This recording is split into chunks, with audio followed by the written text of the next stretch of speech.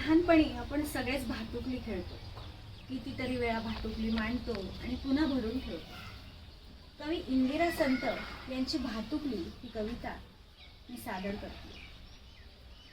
दोन पाटांच्या भिंतींनी उभं केलेलं घरकुल, दोन पाटांच्या भिंतींनी उभं केलेलं घरकुल, इटुकल्या पिटुकल्या पोळपाटावर लाटलेल्या गुळपोळीच्या पोळ्या, ठेचलेल्या शेंगदाण्यांचा भात, ठेचलेल्या शेंगदाण्यांचा भात, चुरमुऱ्यात तिखट मीठ पाणी घालून केलेली आमटी, चुरमुऱ्यात तिखट मीठ घालून केलेली आमटी, रिकाम्या कपातला चविष्ट चहा, रिकाम्या कपातला चविष्ट चहा, तो आल्या गेल्यांचा पाहुणचार, तो आल्या गेल्यांचा पाहुणचार, दुखण्या खुपण्यावरील ते वैद्यांचे उपचार, बाळाला न्हाऊ घालणं आणि भाऊलीला सजवणे, बाळाला न्हाऊ घालणं, भाऊलीला दागिन्यांनी मढवणं, मांडवातील भांडणं आणि ते चट्ट्या मट्ट्याचं साखर पेरणं, ते चट्ट्या मट्ट्याचं साखर पेरणं.